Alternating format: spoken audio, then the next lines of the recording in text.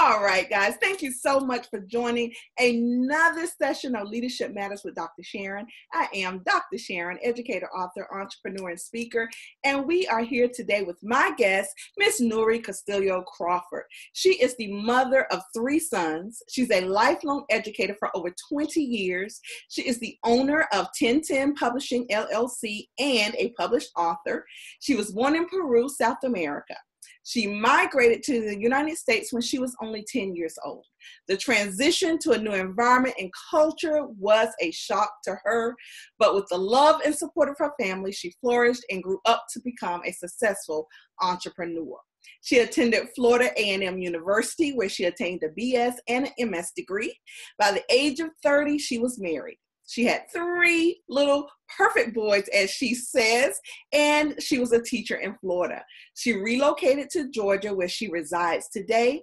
She has held many capacities within education, administration and education is her passion, and she feels privileged to support children grow both academically and socially. And without further ado, please welcome Ms. Nury Castillo Crawford. Welcome.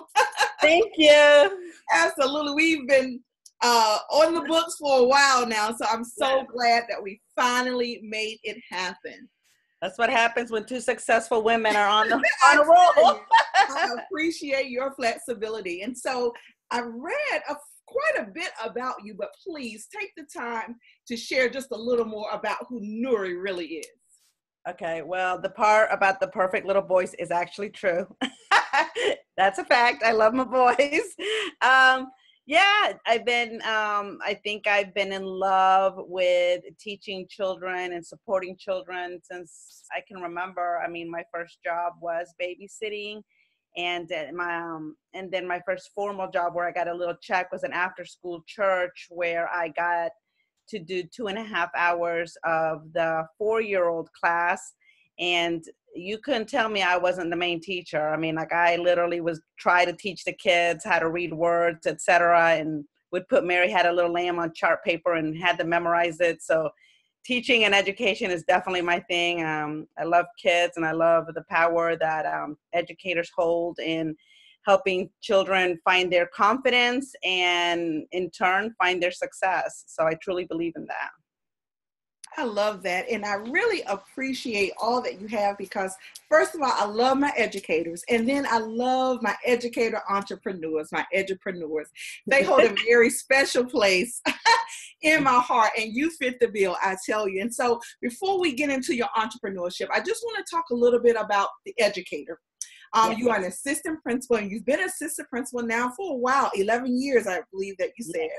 That is so exciting. And I really would love for you to share some of the rewards of serving in the role of an assistant principal. Okay, so I definitely take the role seriously. I want the kids to genuinely know that I care about them. So presence to me is everything. I am literally stationed in my hallway. In the hall that my office is in is the hallway where the cafeteria, it goes to the cafeteria and the buses load. So it's a perfect hallway to me. So I get to see all the 6th graders, even though I'm the assistant principal over 7th grade. I get to see the 6th graders come through, the 7th graders, of course, and the 8th graders. So I'm able to give them, high fives, give them some dap. Take your hood off, have an amazing day. I'm glad you're here. Hey, you're running late, man, but hey, I'm glad you're here. Get to class. So I'm able to, say your hair looks pretty, just give them an encouraging word. And because you never know, I could be like the only person that speaks to them. So definitely take that very seriously. And then in after school events, I definitely try to be present as much as possible. Just so that they know that I do care. And my office is literally a revolving door. They come in, middle schoolers go through a lot of transitional time. It's a hard time for them, psychologically, emotionally, physically. They're developing, their frontal lobe is not fully developed, so they make a lot of bad choices, but that's what I'm there for, to put them right back where they need to be. And they come in, and I love that. I love that they feel like they can just come in my office and lay on the couch and be like, I hate my life. And then we talk about it, and then they leave with a hug and they don't hate their life. So the power that we hold, I feel, is uncomparable. and I take that power very seriously, and I make sure that I use it wisely with my kids. And you know, your story is really so inspiring. You came here at 10 years old. And if I remember correctly, you said without knowing any English. Zero. Zero English. And that, I mean, every time I hear a story like this, it's just so inspirational. And this really was this is what catapulted you to your first book, if I'm not mistaken.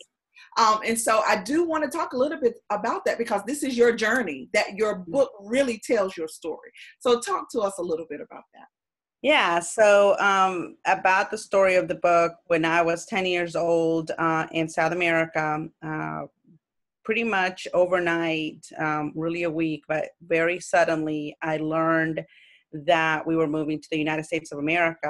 And I always tell people, back in the day, kids weren't in the room where grown-ups made decisions, and kids didn't really have their 2 cents heard. You know, grown-ups made decisions and kids just followed along.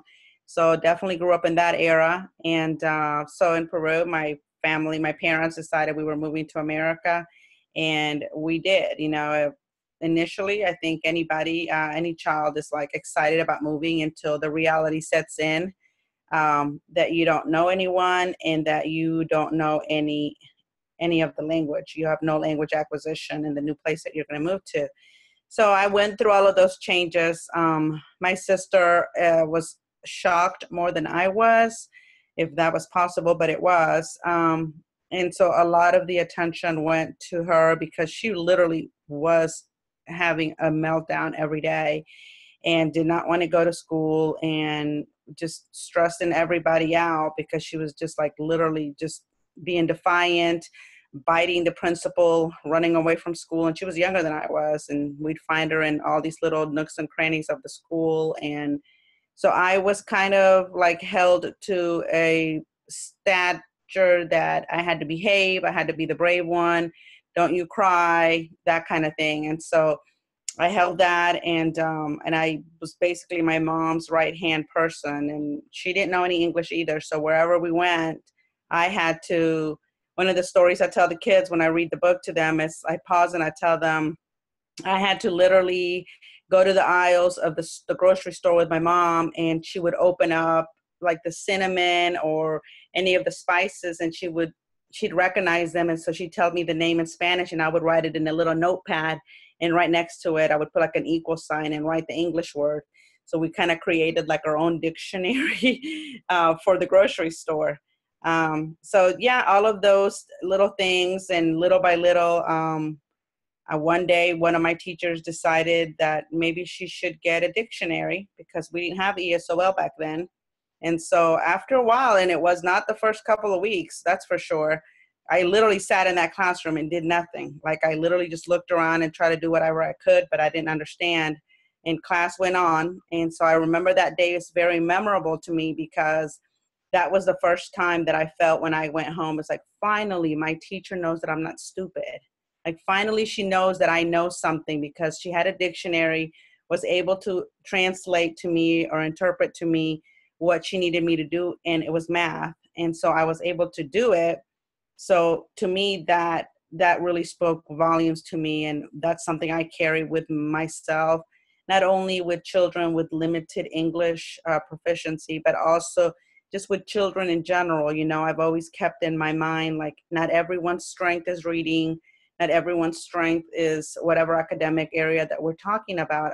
People have different strengths, and never count kids out. And more than that, as an adult and as an educator, you need to have patience, and also how good of a teacher are you if you're teaching a 5-year-old that already comes from a literacy enriched home. The real teacher to me is the one that teaches a 5-year-old how to read that never had a book before they stepped into your room.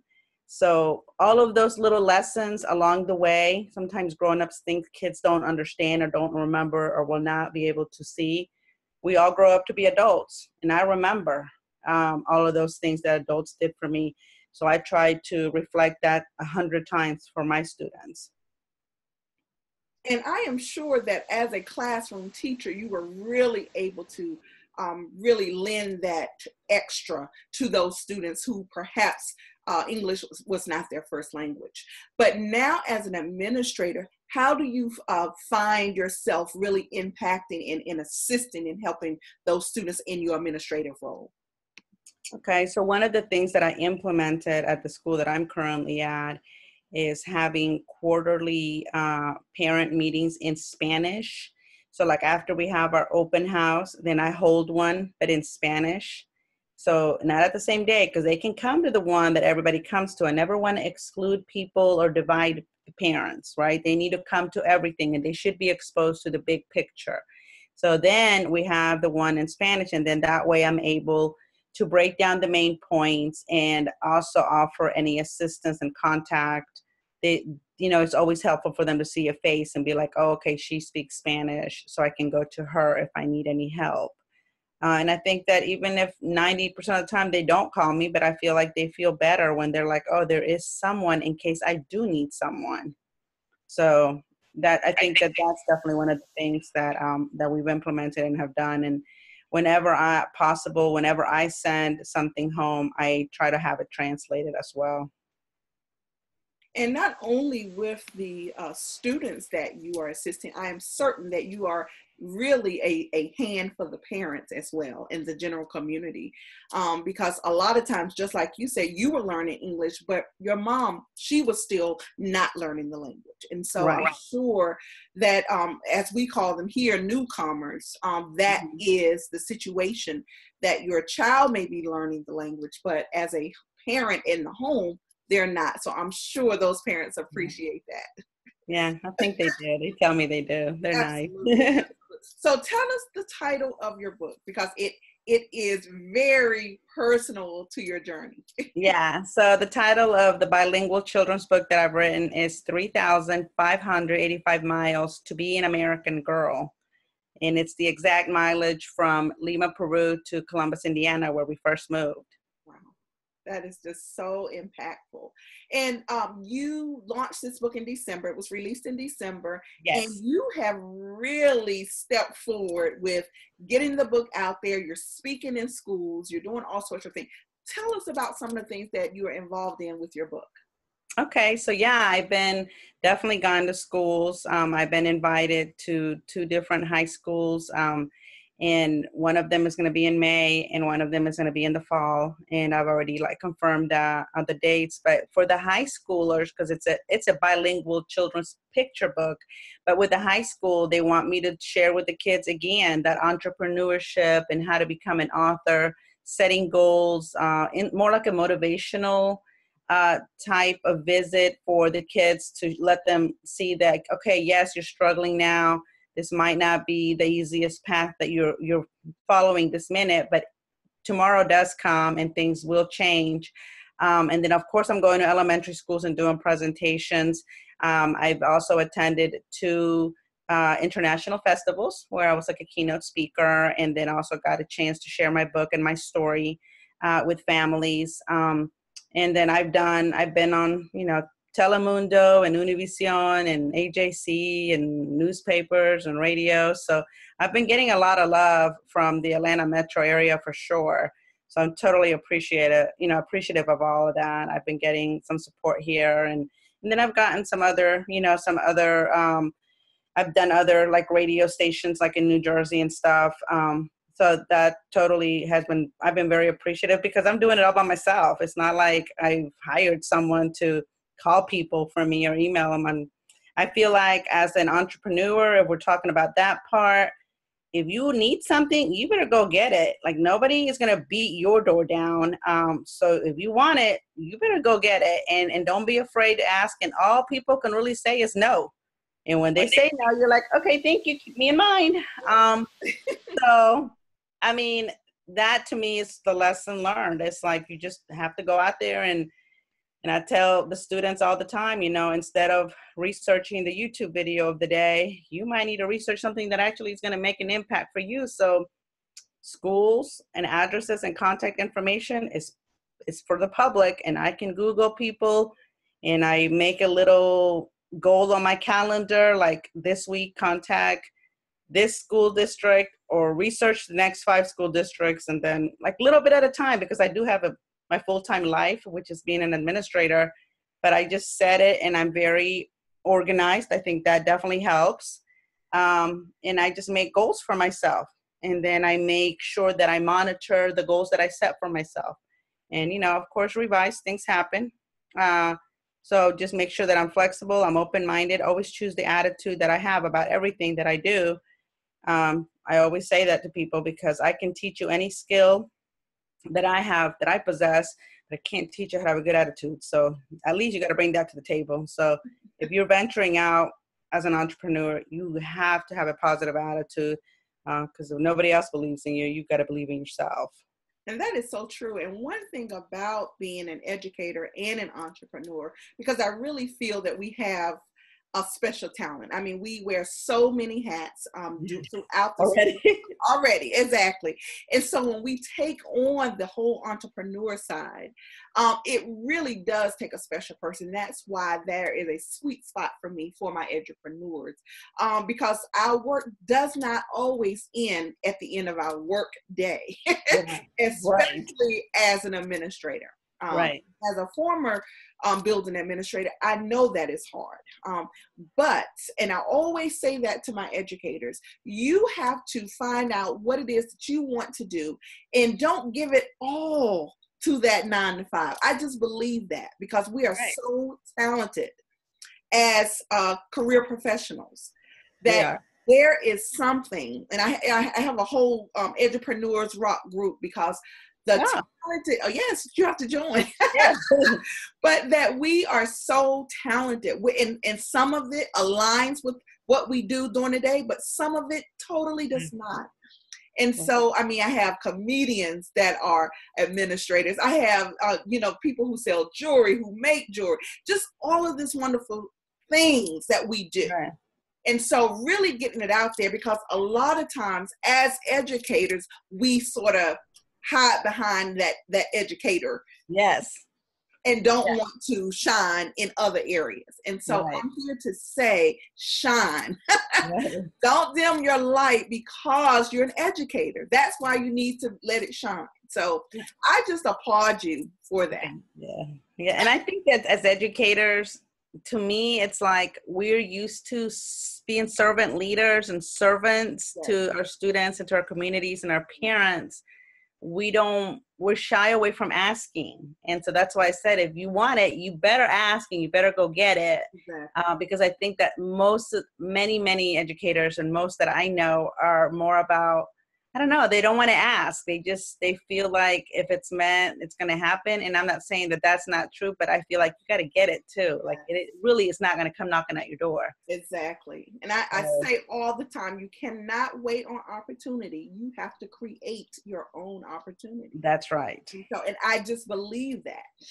Me too. I agree. Absolutely. So really, so getting back, so I think I read that you're actually on your second book. You're getting started on your second book. Yes. Yeah, so tell us about that. Well, the 3,585 miles to be an American girl really was not even in the works. I was really working on the other book. Wow. I was, for years, I was a parent involvement coordinator under the Title I federal programs. And so worked with lots of different resources and support systems to support our parents, and not the traditional way of come in and cut some letters for us, but more about, hey, let me show you how you set up a schedule at home for your child to be successful, how to have a pencil sharpener, how to have a timer, a pencil, paper, in a little area. It doesn't have to be big, and teaching parents how to get a library card, and just like all of those things that a lot of people take for granted. Some of our parents just need a little bit of guidance too. So that was part of my role. So as I did that work that I was very passionate about as well, because I take being a mom in such a high regard as well, I was able to share my stories and my ideas and my suggestions, because they're like, oh my gosh, you have 3 boys? And I'm like, yes, and they're so perfect. I love them. They're awesome. They're like, what? And I'm like, yes, they are. They still are. But I felt like I instilled that energy in my sons, and I put the time in, and it's like I'm doing laundry, but when they wanted to read this to me, mommy, laundry basket goes in the middle of the stairs, and I'm going to read you this book, like prioritizing our kids. And so I instilled that. A lot of people during that time were like, you should write a book. You should write a book about parent involvement. Ms. Crawford, you should write a book. I mean, educators and parents. And so 2 years ago, I was like, I'm going to write a book. And so I started writing that book. And then I thought, out of all the lessons I've done, of all the talks in front of the district that I've done with parent involvement, of all the things that I've done, I was like, all the books that I've read, I was like, I think I learned most of how to be a good mom from my mom. Wow. And so I started thinking like the sacrifices that my parents made when we came to this country, and my mom, like not knowing English at all, but would make sure like, get your homework out. And when I'd get home, she'd give me my snack, and she'd be like, get your homework out. And then I'd be like, okay. And then like always, read 30 minutes or something. And she'd be like, get your book out. And she'd sit on the couch. And as an adult, I'm like, she didn't understand a word I was saying, but she still sat there. And right. she'd say things like, your English is getting so much better. I mean, and now I'm like, she didn't know that.